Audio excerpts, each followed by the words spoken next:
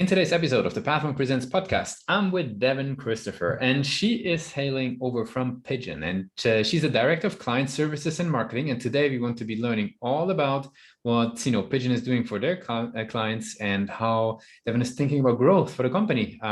In a word, Pigeon is essentially doing customer engagement simplified, and today we want to be learning what that really means in detail. So welcome to the show. Thanks for having me. Awesome. Yeah, Devin, give us the 360 overview. What is Pigeon all about? Sure. So you did a good high level overview. I'll get a little bit more detailed. So like you mentioned, Pigeon is a customer service platform. And our vision is really to take the pain out of customer service for both businesses and their customers. So to explain what that means, I'll share an example that I've been going through, and I think it'll be relatable to a lot of people. So imagine you now work from home and you realize your Wi-Fi is terrible, really spotty, inconsistent, goes in and out. So to solve this, if you're like me, you'll probably try to self-diagnose it. So you'll do some searches, you'll go to your provider's website, maybe you'll chat with their messenger bot, probably only to get directed back to those same FAQs that you already found. So ultimately, you need to reach a real person. So to get to there, you'll call their phone number. And I think we all know how typical company dial phone numbers work. You go through a series of automated phone trees, you wait on hold, and you're tethered to your phone so that you don't miss the person when you're connected.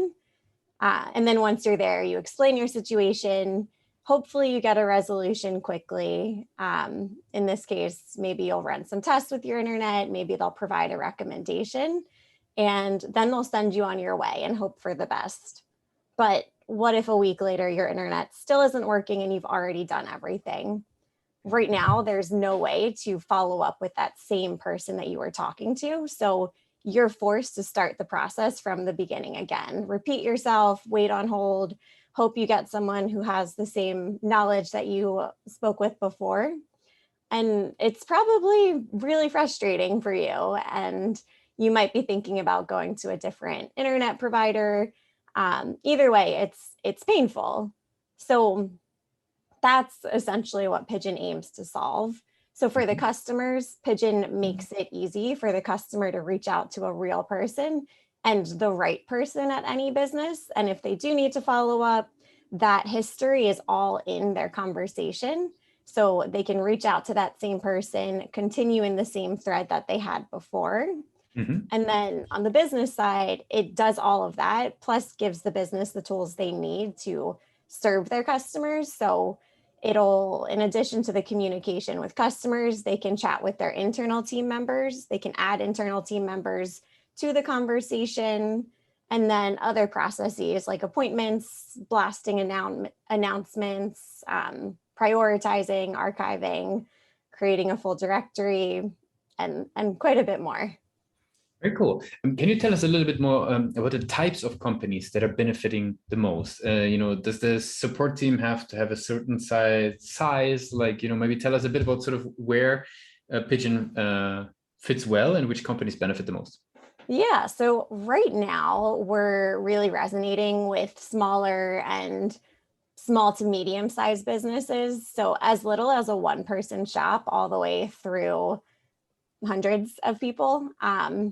But they're typically businesses that have high customer interaction. So whether it's frequent communication or a long-term engagement with the same customer, it's people that will need those personal communications.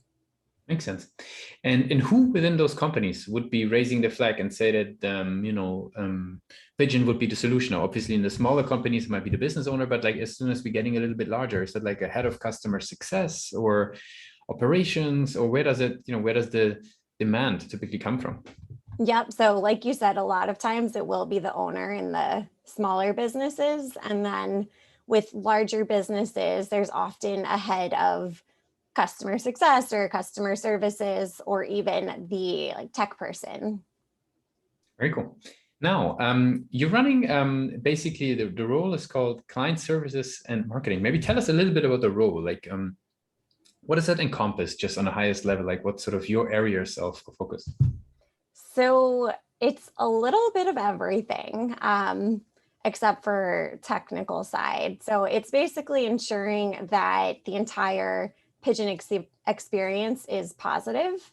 Mhm. So I'm responsible for getting our name out there, building awareness and acquisition, and then also making sure our clients and customers that are on Pigeon are having a good experience. So making it easy to onboard them and their team and their customers, making it easy for them to reach the right person, get the right information. So 360. Nice.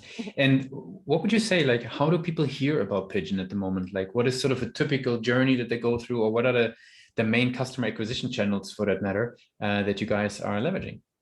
Yeah. So we've had a lot of success with word of mouth and referrals. So either our existing relationships or relationships of our customers that are already having a good time on Pigeon. Mhm. So that's worked really well. And then from a less direct, we're doing a combination of mostly digital inbound and outbound lead generation. And I can go Yes. into more detail if that Well, I would. mean, that gives us an overview. With what's interesting is, inbound, obviously the website is relevant. How do you consider the website? Like, what role does the website, and everybody who's interested, getpigeon.com? How do you think about the website? Like, what role does it play? So we're we're in the process of redoing it. So depending on when this goes live, it might evolve. But overall, regardless of when you see it, this will be the hub for information on Pigeon. We try to pinpoint the problem that we're solving for you just to make sure it's relatable and you know you're in the right space. And then besides that, we want to give you a quick and easy to understand overview of what you'll get. So we include very simple to understand features as well as key visuals so that you can see the easy to use interface and platform. I see. You mentioned that the website is evolving. Like, what do you think personally as a marketer? Like, what's the current strength of the site versus where do you kind of want things to be going? Like, where do you see room for improvement? So right now, I think the areas I mentioned, it does well. So it does a Mhm. good job at explaining the features and Mhm. showing the platform. We are evolving it to become a little more direct in the messaging. Mhm. So we've really honed in on some specific industries and target audiences. So we did a complete overhaul on the messaging and how we're communicating to them. Mhm. Um, and then we're also optimizing towards conversions a little bit more. So our platform for businesses, you'll sign up online as well. So we're making it easier at all points of the website to get to that sign up part. Very cool. Um, I'm curious. I mean, in your and that doesn't have to be specific to Pigeon, right? You've been in interesting roles before. Now you take sort of that all-encompassing role. How do you go about as a marketer try to figure out like why people do or do not sign up on the website? Is there like any tools, any approaches, any methods that you pick up along the way that you find to be helpful? So definitely tools. We use a variety of like analytics tools and heat mapping so that we see what's happening, where people um, are gravitating towards on the website. Mhm. What we like to look at a lot is the acquisition channel. Mhm. So, based on that, we might know what we're targeting, we might know what keywords they're searching for, and then based on that, we could make our content more relevant. Cool. Let's switch gears a little bit. I'm curious to learn much more about yourself. Now, we've talked now about Pigeon quite a bit. We learned about how you're thinking about growth, what role the website plays. I'm curious, you personally, as you grow in your role, and obviously your role demands yourself to be involved in very different types of disciplines, I'd say.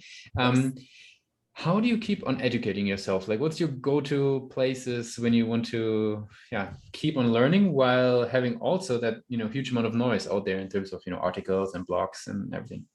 Yeah, so that point you mentioned, my current role does require me to kind of be an expert in a few different areas. So I listen to a variety of podcasts across all of those focuses. So whether it's a marketing podcast, a tech podcast, I subscribe and listen to those basically all during my free time. And then I also leverage my connections, and I'll read things that they're sharing, like on LinkedIn and social media. I'll gravitate towards that. I think this might be a little antiquated, but I subscribe to newsletters with experts in the industry, and I I like having those come to my inbox and reading those as well. Mhm. I have some rapid fire questions to sort of wrap up the interview for today. Are you ready for those? Yeah, let's do it. Very cool. What's the last book you read? So I'm reading two books. I'm in the middle of my fun book is called Crescent City. Mhm. And then my less fun book is called The Brand Flip. Mhm. What's one single thing that your company is focused on the most at the moment? Scaling. If there would be no boundaries in technology, what's the one thing that you would have fixed for your role today? Hmm.